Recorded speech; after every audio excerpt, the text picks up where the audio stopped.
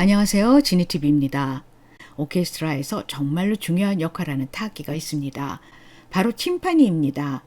흔히 팀파니 같은 북계열의 악기는 음정이 없는 악기라고 생각하기 쉬운데 사실은 그렇지 않습니다. 팀파니는 음정이 있는 타악기입니다. 물론 구조상의 한계 때문에 실로폰이나 마림바처럼 다양한 음을 자유자재로 구사할 수는 없습니다. 낼 수 있는 음이 한정되어 있죠. 하지만 음정이 없는 큰 북이나 작은 북과 달리 음정이 있기 때문에 음악의 리듬은 물론 화성적인 부분까지 담당합니다. 역대 작곡가 중에서 가장 먼저 적극적으로 팀파니를 사용한 사람은 베토벤입니다. 운명교향곡은 3악장에서 4악장으로 넘어갈 때 그냥 넘어가는 것이 아니라 거의 폭발하듯 넘어가는데요. 이때 팀파니가 정말 중요한 역할을 합니다.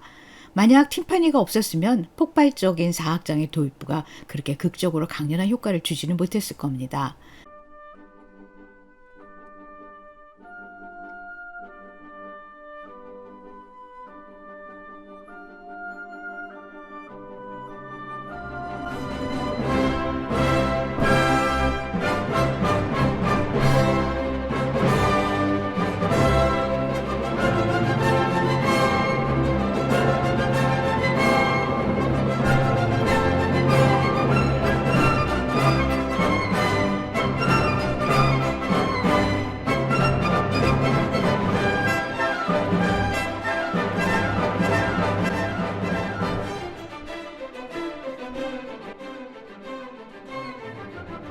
그런가 하면 합창교향곡의 2악장은 팀파니의 강렬한 울림과 함께 시작합니다.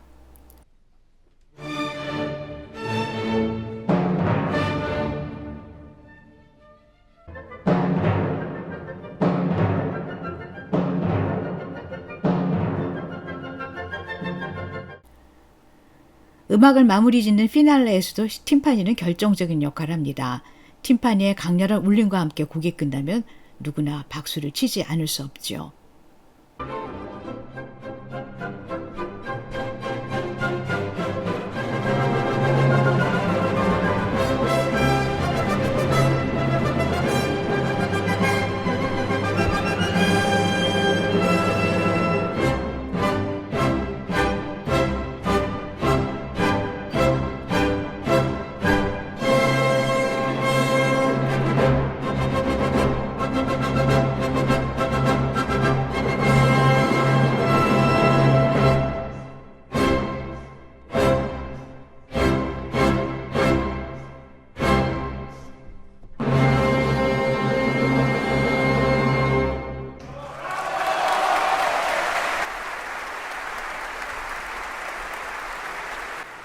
네, 이렇게 끝나면 도저히 박수를 안 칠래야 안 칠 수가 없죠. 이걸 보면 관객의 환호를 끌어내는데 팀파니가 얼마나 결정적인 역할을 하는지를 알 수 있습니다. 팀파니스트는 오케스트라에서 화음의 저변을 받쳐주고 리듬을 통해 음악의 뼈대를 심어주는 사람입니다. 흔히 팀파니스트를 제2의 지휘자라고 하는데 이건 팀파니스트가 템포를 결정하고 리듬이 빨라지거나 느려지지 않도록 뒤에서 받침대 역할을 하기 때문입니다. 음악을 듣는 사람들은 별로 의식하지 못하지만 만약 팀파니가 빠진다면 음악은 뼈대와 받침 없이 공중에 붕 떠 있게 될 겁니다. 그런데도 불구하고 사람들은 이런 팀파니스트의 중요성을 잘 인식하지 못하고 있습니다. 그저 오케스트라 뒷자리에 한참 앉아 있다가 잠깐씩 일어나 둥둥 소리를 내는 사람 정도로만 생각하는 경향이 있죠. 그래서 팀파니스트는 심심할 거라고 생각하기 쉽습니다. 그런데 다른 악기와는 달리 팀파니스트는 연주하지 않을 때에도 편하게 쉬지 못합니다. 수시로 악기를 조율해야 하기 때문입니다. 이미 말씀드린 대로 팀파니는 음정을 가진 악기입니다. 페달로 북면을 팽팽하게 당기거나 풀어서 음 높이를 조절하는데요. 북면이 팽팽하면 음이 높아지고 느슨하면 음이 낮아집니다. 19세기 후반까지만 해도 손으로 나사를 조여 음 높이를 조율했습니다. 때문에 조율하는 데 시간이 상당히 많이 걸렸어요. 그래서 작곡가들은 팀파니가 들어가는 곡을 작곡할 때 연주 도중에 팀파니스트가 악기를 조율할 시간을 감안해서 곡을 써야 했습니다. 이런 불편함 때문에 작곡가들이 음악에 팀파니를 적극적으로 사용할 수 없었던 겁니다. 하지만 그 후 기술이 발달하면서 손이 아닌 페달로 음 높이를 조율하는 장치가 개발되었습니다. 자동적으로 높이를 알려주는 계측기까지 생겨서 팀파니스트들의 수고를 덜어주고 있습니다. 그런데 왜 팀파니스트들은 연주 도중에 조율을 할까요? 연주 전에 미리 조율을 해놓으면 편리할 텐데 말입니다. 팀파니는 보통 각기 다른 사이즈를 가진 4개가 한 세트를 이룹니다. 말하자면 4개의 음밖에 내지 못한다는 얘기입니다. 물론 여러 세트의 팀파니를 사용하면 이런 문제는 간단히 해결이 됩니다. 하지만 그렇게 큰 악기를 무대 위에 여러 대에 들여놓는 데는 한계가 있죠. 공간적으로도 그렇고 팀파니스트의 행동 반경을 감안해도 그렇습니다. 만약 그렇게 된다면 팀파니스트가 무대 위를 날아다니는 초능력을 발휘해야 되니까요. 그런 문제 때문에 팀파니는 연주 도중에 필요에 따라 조율을 해서 씁니다.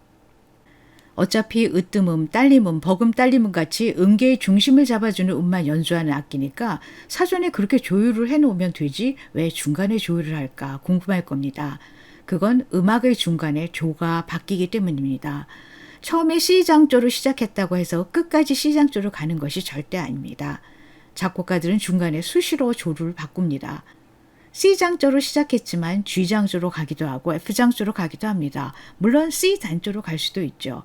이렇게 조가 바뀌면 그 음계의 중심음도 바뀝니다. 따라서 그에 맞게 팀파니 음정을 다시 맞추어야 합니다. 작곡가들이 팀파니스트들의 수고를 덜어주기 위해서 처음부터 끝까지 같은 조로 작곡을 하면 얼마나 좋을까요? 그러나 교향곡이나 협주곡에서 그런 경우는 거의 없습니다. 오케스트라 연주회를 보면은 팀파니스트가 다른 악기들이 연주하고 있는 동안 손가락으로 살짝 북면을 두드리며 얼굴을 바짝 갖다 대는 광경을 보셨을 겁니다.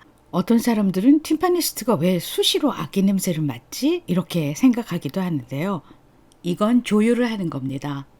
연주가 계속되고 있기 때문에 큰 소리를 내면 안 됩니다.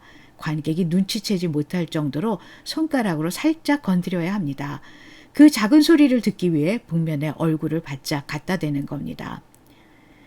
팀파니스트는 매우 예민한 귀를 가지고 있어야 합니다. 예를 들어 오케스트라는 E장조의 곡을 연주하고 있는데 팀파니스트는 E 플랫으로 조율해야 하는 시기이기 때문에 음감이 좋지 않으면 상당히 힘이 듭니다. 그런데 팀파니스트가 높이만 바꾸는 것이 아닙니다. 북채도 그때그때 바꿔야 합니다. 팀파니스트 옆에는 보통 10개가 넘는 북채가 있습니다.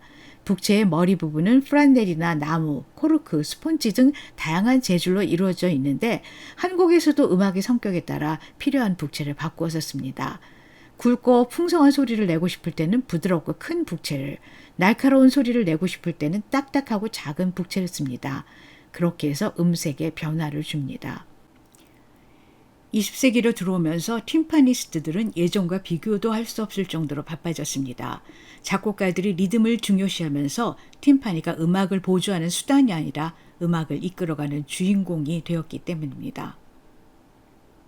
현대음악 중에는 회초리나 빗자루 같은 희한한 물건은 물론 주먹이나 손가락, 손바닥 등과 같은 특정 신체 부위로 연주할 것을 요구하는 작품들이 많습니다. 어디 그뿐인가요? 심지어는 입을 깔때기에 대고 노래를 불러야 할 때도 있습니다. 근데 사실 이런 것도 애교 수준에 불과합니다. 팀파니스트에게 상상을 초월하는 요구를 하는 작곡가도 있으니까요. 다음 영상을 보시면 왜 팀파니스트를 극한 직업이라고 하는지 확실히 알게 될 겁니다.